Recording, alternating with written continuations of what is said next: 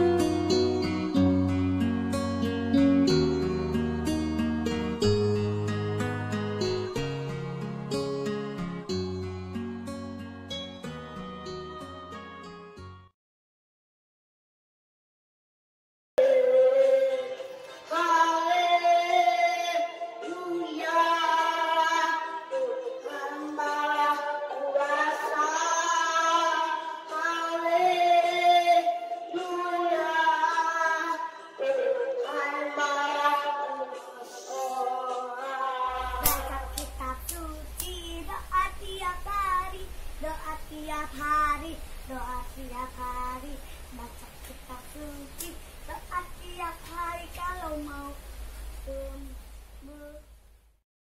Demikian warta jemaat kami sampaikan. Tetap sehat dan bersukacita bersama seluruh keluarga.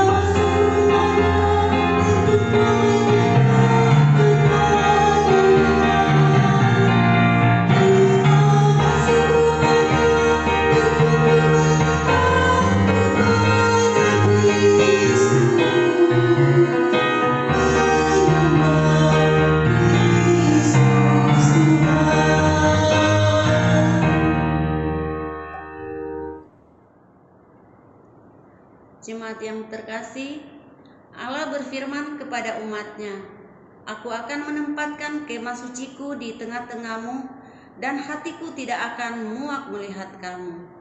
Tetapi aku hadir di tengah-tengahmu dan akan menjadi Allahmu, dan kamu akan menjadi umatku."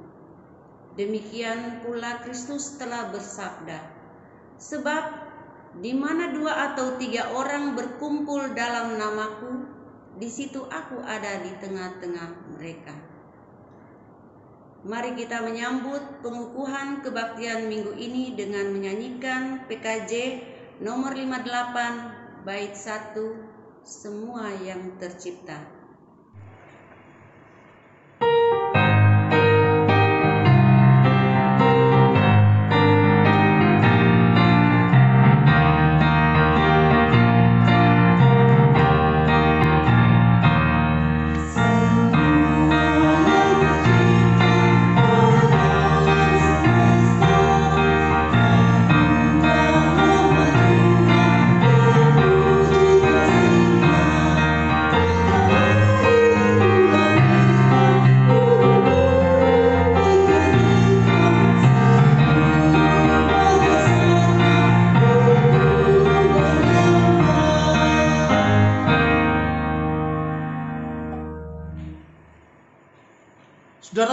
terkasih di dalam Tuhan, mari kita bersama mengawali kebaktian minggu kita pada saat ini dengan pengakuan bahwa kasih yang kucurahkan dalam keselamatan oleh Yesus Kristus dan pembaruan hidup yang dikerjakan oleh Roh Kudus kiranya menjadikan engkau bersukacita. Terpujilah Engkau ya Allah, karena kasih-Mu tidak pernah berubah, baik dahulu, sekarang, dan selamanya. Amin.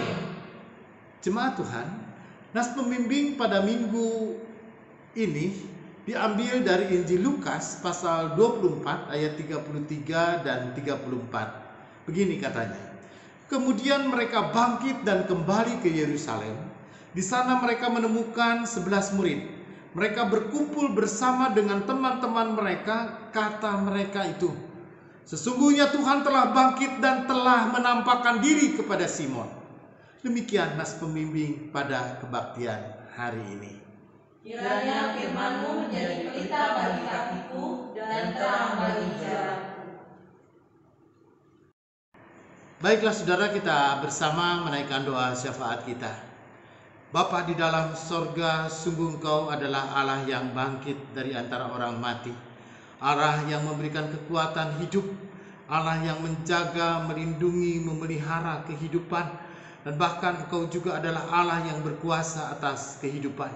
Karena itulah Tuhan Allah Bapa, biarlah setiap kami yang percaya akan kuasa kebangkitan boleh diberikan kekuatan yang baru, harapan yang baru, semangat yang baru untuk menatap kehidupan kami. Karena itulah Tuhan Allah Bapa, berikanlah daya kepada kami untuk menatap hidup kami dengan optimis dan dengan penuh pengharapan, dan kami yakin benar bahwa Tuhan mampu mengatasi segala sesuatu. Kami sungguh berdoa bagi wabah COVID-19 yang masih terus merebak. Kiranya Tuhan juga yang menolong, terutama mereka yang sedang berjuang tenaga kesehatan, baik dokter, perawat, dan semua orang yang menjadi penunjang-penunjang medis, dan semua orang yang harus bekerja sama, baik TNI, Polri, dan bahkan seluruh lapisan masyarakat. Kami yakin dan percaya dengan hati yang sama, sehati sepikir satu tujuan, kami pun juga boleh dengan sungguh-sungguh melawan penyebaran virus COVID ini. Karena itulah Tuhan Allah Bapa, hanya ke dalam tangan-Mu kami sungguh mau berserah. Mampukan kami pun juga dengan sabar, dengan tekun, dan juga dengan kesetiaan untuk melakukan tugas kami bagian sesuai dengan bagian kami masing-masing. Karena itulah Tuhan Allah Bapa, ke dalam tangan-Mu kami sungguh berserah. Kami berdoa bagi mereka yang sedang lemah tubuh, yang terbaring sakit, mereka yang dirawat dan di rumah sakit atau di rumah atau dimanapun mereka berada. Pertolongan dan kasih Tuhan boleh menjadi nyata. Biarlah setiap mata boleh melihat kuasa dan mujizat Tuhan yang memulihkan dan menyembuhkan. Dan biarlah segalanya terjadi bukan atas kehendak kami, tapi atas kehendak Tuhan. Kami pun juga berdoa bagi saudara-saudara kami yang mengalami berbagai macam pergumulan, terutama oleh karena duka cita. Orang-orang yang mereka kasihi telah Tuhan panggil pulang. Kiranya Tuhan, penghiburan yang sejati berasal daripada-Mu. Kami berdoa juga bagi saudara-saudara kami yang mengalami kesulitan ekonomi dan kesulitan dalam pengembangan usaha, dan bahkan juga ada saudara-saudara kami juga harus kehilangan pekerjaan oleh karena virus ini. Karena itulah Tuhan Allah Bapa, kami yakin, kami percaya kuasa Tuhan, cara Tuhan yang menuntun setiap kami untuk menemukan jalan keluar dan jalan penyelesaian yang terbaik. Karena Engkau adalah Allah yang berkuasa atas segala sesuatu. Kami berdoa Tuhan, bagi saudara-saudara kami pun juga yang saat ini tengah bergumul dengan berbagai macam perkara, terutama juga dengan upaya untuk mengatasi virus ini. Kami yakin dan percaya Tuhan memberkati. Tuhan memberkati juga pemerintah, Presiden Joko Widodo beserta dengan para menteri dan seluruh pejabat pusat sampai ke daerah. Kami boleh bersatu hati untuk sungguh-sungguh melindungi masyarakat, melindungi rakyatnya, agar mereka tidak terjangkiti, tidak menjadi sakit, dan tidak menjadi korban daripada virus ini. Karena itulah Tuhan Allah Bapa, kami yakin dan kami percaya dengan berbagai macam latar belakang kami, siapapun kami adanya, kami boleh sehati sepikir satu tujuan untuk melawan coronavirus disease ini. Karena itulah Tuhan Allah Bapa, sungguh kami mau berserah dan kami yakin dan kami percaya benar Engkaulah Tuhan Yesus, Engkaulah juru selamat kami, Engkaulah Allah yang bangkit, dan Engkau adalah Allah yang berkuasa, dan kepadamu dan melalui Yesus Kristuslah kami naikkan doa ini.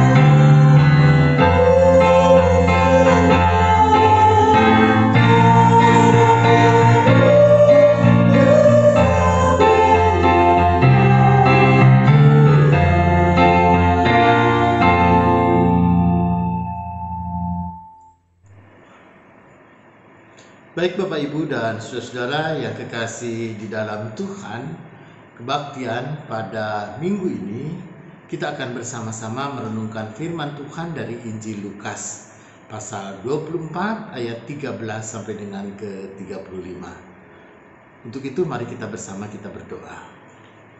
Bapa di dalam sorga, kembali kami hadir ke hadapan hadirat-Mu, masih di tengah-tengah ancaman wabah yang bisa menjangkiti setiap orang.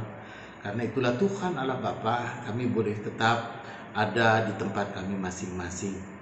Kami pun juga menjauhkan diri dari kumpulan-kumpulan yang bisa menjadi sarana penularan atau menularkan juga wabah COVID ini. Karena itulah Tuhan Allah Bapa, biarlah dimanapun kami berada, kami percaya bahwa firman Tuhan boleh tetap diberitakan. Firman Tuhan pun juga boleh tetap menjadi pegangan dalam hidup kami dan juga membuat kami pun juga boleh terus hidup dalam pengharapan dan dalam iman yang terus diperbaharui di dalam Tuhan Yesus. Karena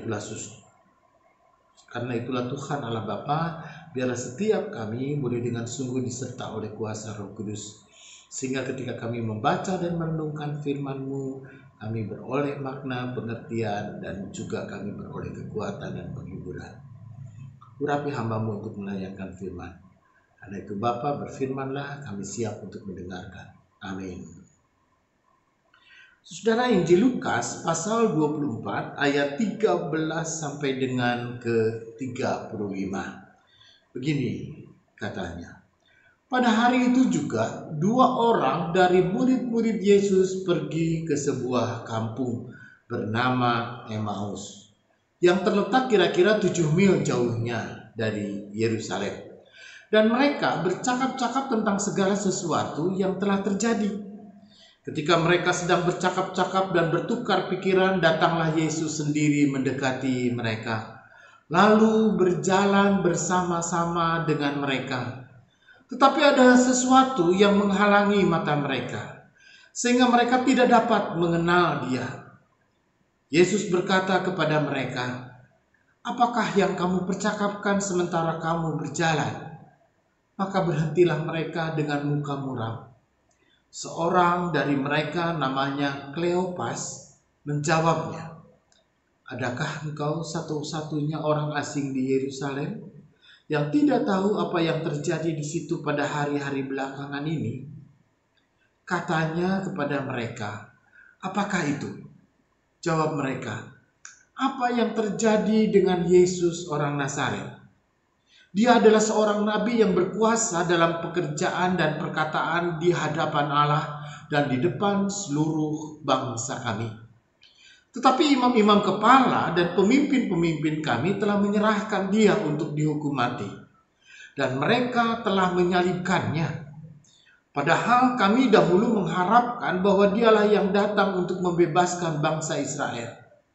Tetapi sementara itu telah lewat 3 hari sejak semuanya itu terjadi, tetapi beberapa perempuan dari kalangan kami telah mengejutkan kami. Pagi-pagi buta mereka telah pergi ke kubur dan tidak menemukan mayatnya. Lalu mereka datang dengan berita bahwa telah kelihatan kepada mereka malaikat-malaikat yang mengatakan bahwa Ia hidup.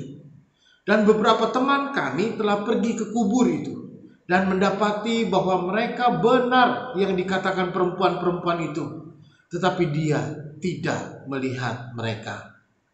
Lalu Ia berkata kepada mereka, "Hai kamu orang bodoh, betapa lambannya hatimu, sehingga kamu tidak percaya segala sesuatu yang telah dikatakan para nabi. Bukankah Mesias harus menderita semuanya itu dan masuk ke dalam kemuliaannya?" Lalu Ia menjelaskan kepada mereka apa yang tertulis tentang Dia dalam seluruh kitab suci, mulai dari kitab-kitab Musa dan segala kitab-kitab para nabi. Mereka mendekati kampung yang mereka tuju. Lalu Ia berbuat seolah-olah hendak meneruskan perjalanannya. Tetapi mereka sangat mendesaknya, katanya, "Tinggallah bersama-sama dengan kami, sebab hari telah menjelang malam dan matahari hampir terbenam."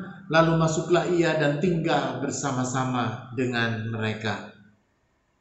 Waktu ia duduk makan dengan mereka, ia mengambil roti, mengucap berkat, lalu memecah-mecahkannya dan memberikannya kepada mereka.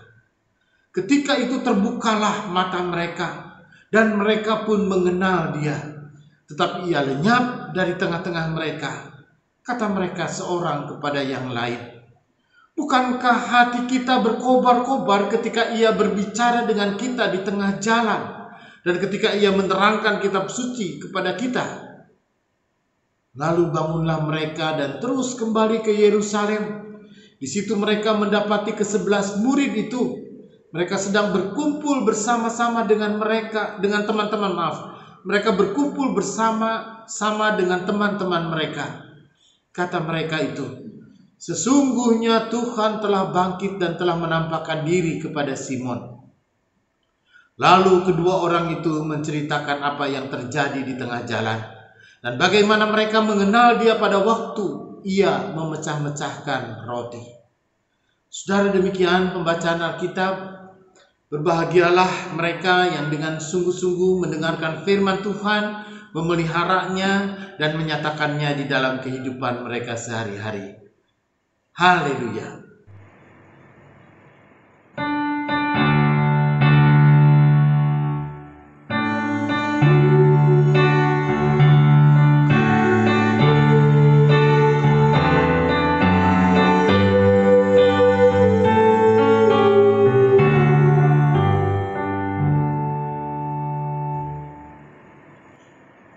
Baik Bapak Ibu dan saudara-saudara yang kekasih di dalam Tuhan, setiap peristiwa ataupun juga kejadian selalu kemudian menjadi bahan omongan.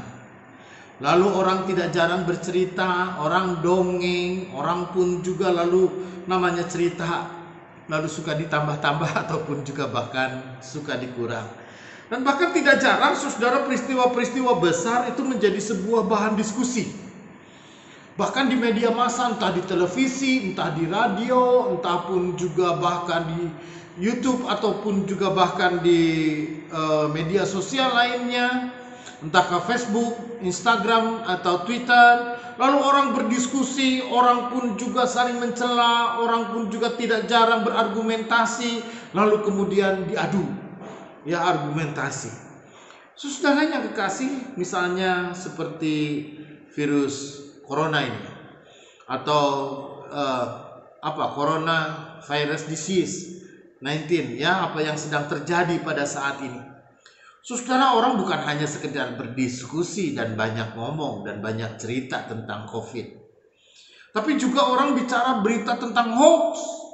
Orang pun juga lalu menyampaikan berita bohong. Lalu orang pun juga bahkan memelintir berita. Saudara, tidak jarang bahwa kita pun juga mendengar apa obrolan pakar seperti apa, entah pakar virus, virologi, entahkah pakar obat-obatan, ahli farmakologi, entahkah lalu kemudian spesialis paru, dokter, lalu kemudian ada banyak hal. Orang bicara semua yang berkaitan dengan soal virus ini.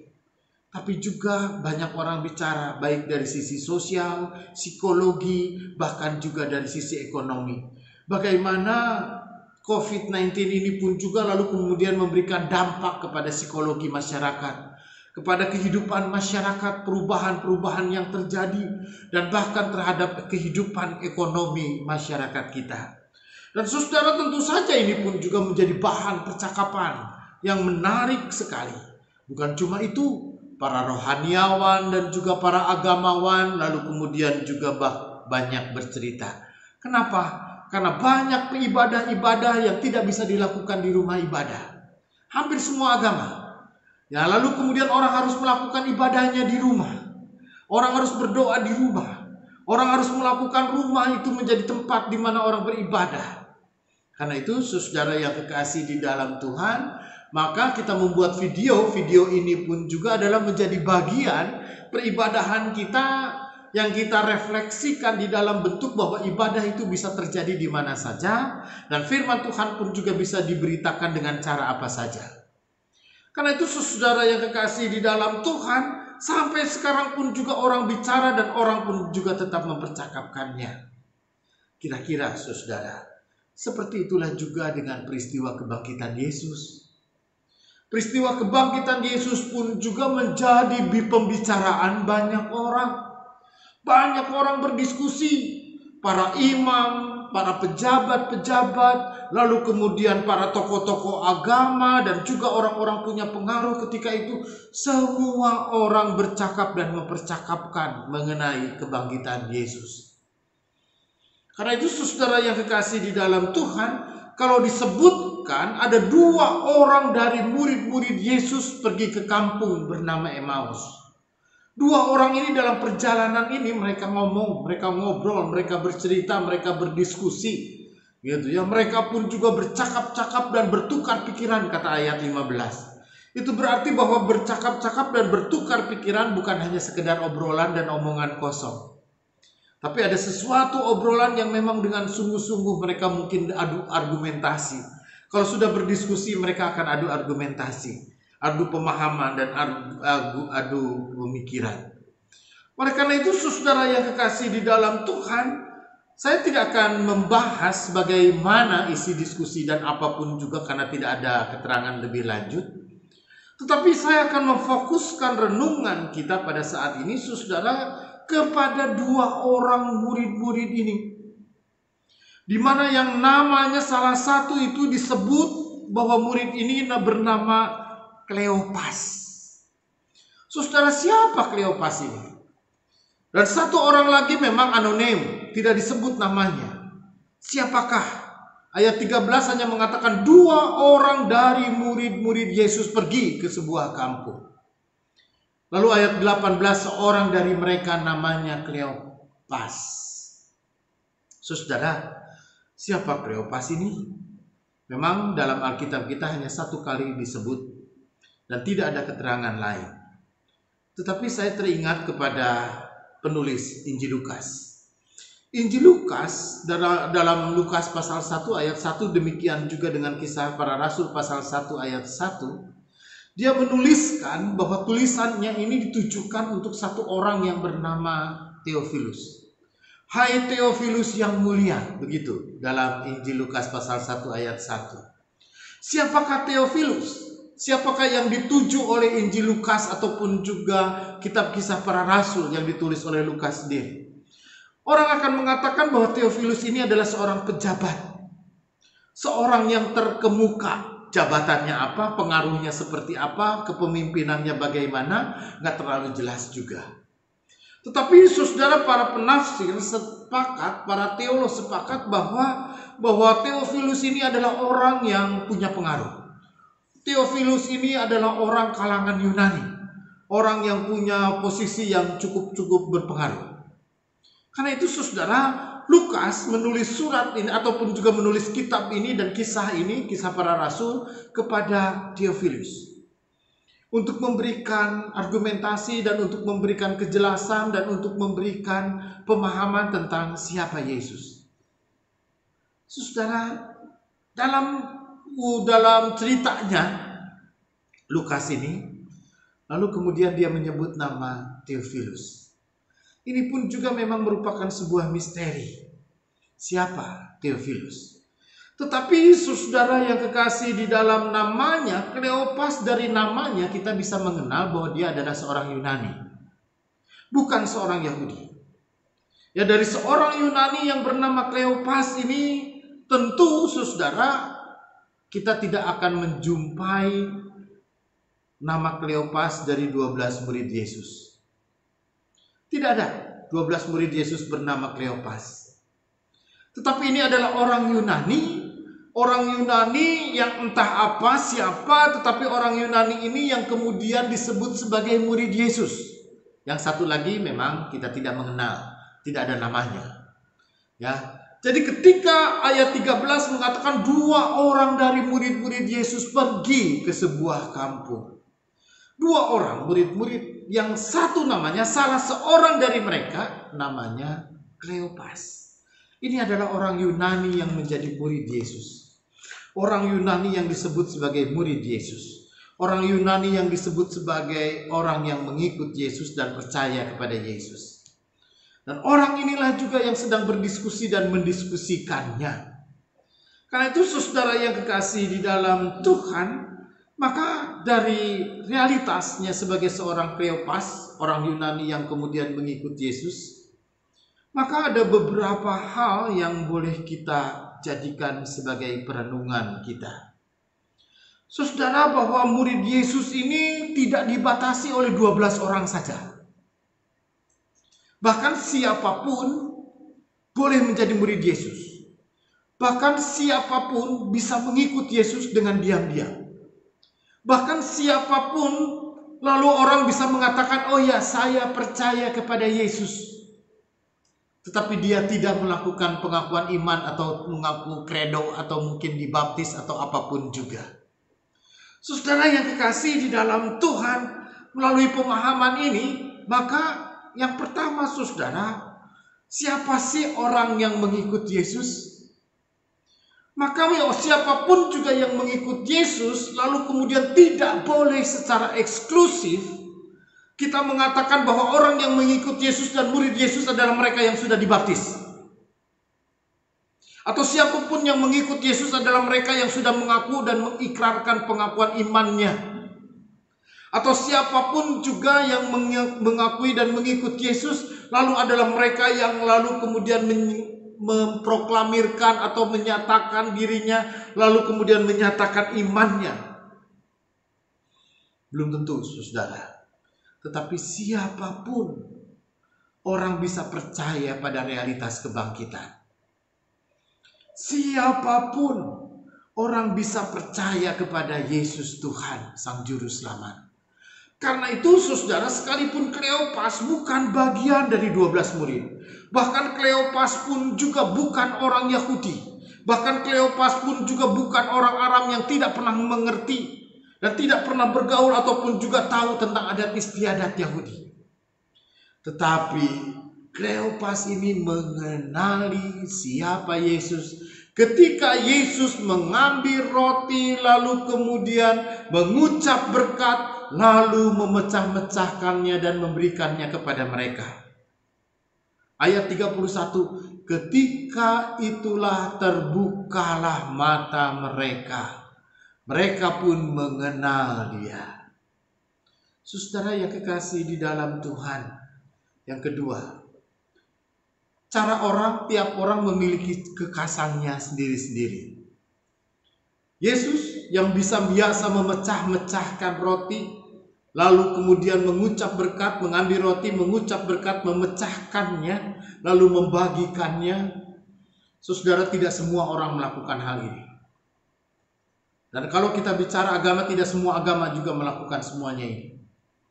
Maka hanya Yesus saja yang mengambil roti, mengucap berkat, lalu memecah-mecahkan dan memberikannya kepada mereka. Karena itu saudara, entah satu orang yang tidak bernama, yang tidak disebut namanya itu, dan juga Kleopas, meskipun mereka bukan menjadi bagian dari 12 murid, dan dia pun juga bukan menjadi bagian dari orang Yahudi, dia orang Yunani. Tetapi ketika Yesus mengambil roti, mengucap berkat dan memecah-mecahkannya dan memberikan kepada mereka, mereka mengenal bahwa itu adalah Yesus. Ya, Yesus yang bangkit. Yesus yang memecahkan roti. Karena itu saudara yang kekasih di dalam Tuhan, bagi Kleopas nggak penting siapa dia. Tetapi dia mengenali Yesus dengan baik. Dia tahu benar bahwa orang yang ada di hadapannya itu adalah Tuhan Yesus. Yang ketiga, saudara, Yesus bisa menjumpai dan bertemu dengan siapa saja. Jangan menganggap bahwa hanya orang Kristen aja atau orang yang menyebut diri pengikut Yesus aja yang dijumpai oleh Tuhan Yesus. Jangan hanya kita mengatakan bahwa lalu Yesus hanya eksklusif untuk orang-orang percaya. Tidak. Tetapi saudara, orang Yesus bisa menjumpai siapapun di dalam dunia ini.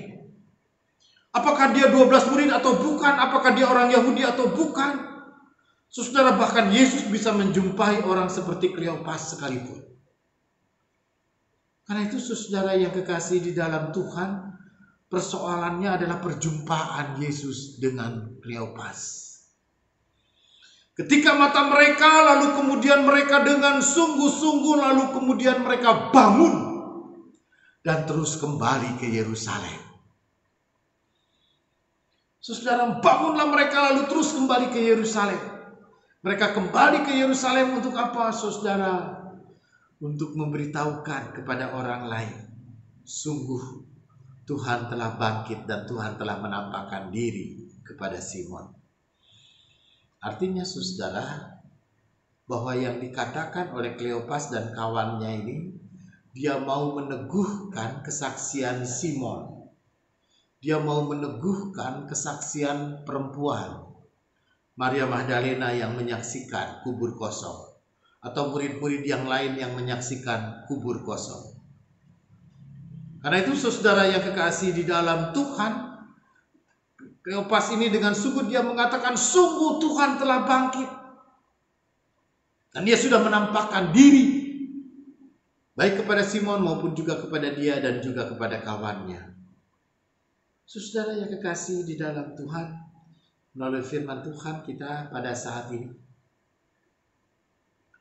ya kita yang dengan sungguh-sungguh percaya akan kebangkitan itu, dan kita yang sungguh-sungguh dan yakin benar bahwa Yesus adalah bangkit dari antara orang mati, maka kita pun juga dipanggil untuk menjadi orang-orang yang dengan sukacita, dengan syukur, dengan kegembiraan kita menyatakan kemuliaan Tuhan.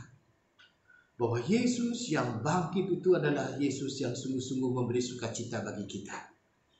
Bahwa Yesus yang bangkit itu pun juga adalah Yesus yang harus menjadi sumber kekuatan, sumber pengharapan, dan bahkan sumber kesaksian. Kita boleh menyatakan kasih Tuhan di tengah-tengah hidup kita. Dimanapun kita berada, dimanapun kita ditempatkan, dan apapun juga adanya kita nyatakan kasih Kristus yang menghidupkan. Kasih Kristus yang bangkit adalah kasih Kristus yang memberikan kekuatan hidup dan daya hidup kepada kita.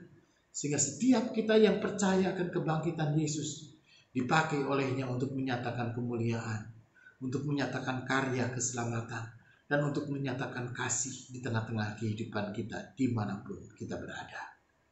Dunia kita sedang membutuhkan cinta kasih. Mereka bukan hanya sekedar membutuhkan perawatan oleh karena sakit, tapi dunia kita membutuhkan cinta kasih, kesetiakawanan, dan kebersamaan untuk mengatasi sakit penyakit yang ada. Terpujilah Tuhan. Amin.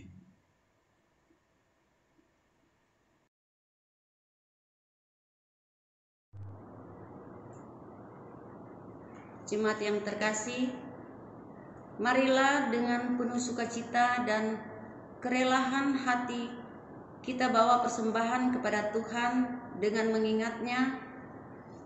Janganlah ia menghadap hadirat Tuhan dengan tangan hampa, tetapi masing-masing dengan sekedar persembahan sesuai dengan berkat yang diberikan kepadamu oleh Tuhan Allahmu.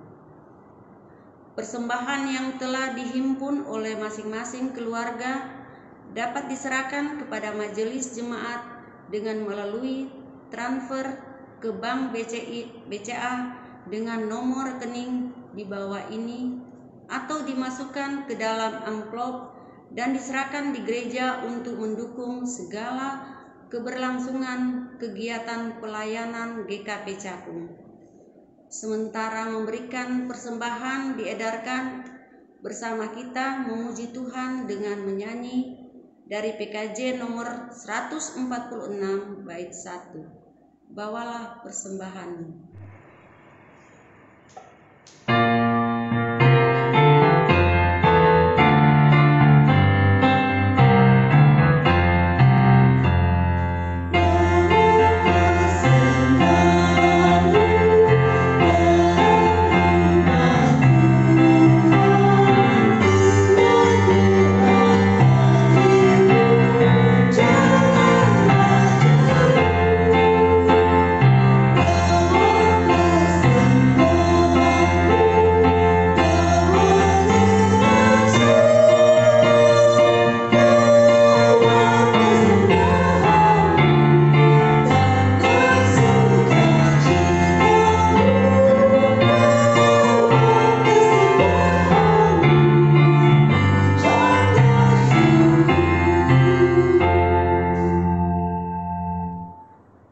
Mari kita bawa persembahan ini dalam doa. Mari kita berdoa. Allah Sang Pemberi berkat, Engkau melimpahkan berkat dan anugerah dalam kehidupan kami setiap saat. Kami bersukacita sebab dengan senang dan ketulusan hati kami dapat memberikan persembahan ini sebagai satu persekutuan yang beribadah kepadamu. Kami memuliakan Engkau melalui anak-anak-Mu Yesus Kristus. Kami alami kasih dan pengampunan-Mu yang menyelamatkan. Kini kami menyerahkan persembahan ini dalam pemeliharaan-Mu, ya Bapa. Buatlah pekerjaan dan pelayanan gereja-Mu berkenan bagi-Mu dan menjadi berkat demi keadilan dan kesejahteraan sesama manusia. Dalam nama Tuhan Yesus, sumber hidup kami berdoa. Amin. Baiklah saudara, di penghujung ibadah ini, firman Tuhan mengatakan, carilah Tuhan maka engkau akan hidup. Carilah yang baik dan jangan yang jahat supaya kamu hidup. Tegakkanlah keadilan dan kebenaran dengan senantiasa berharap kepada Tuhan dan pertolongannya. Kita memuji dari Kidung Jemaat nomor 329.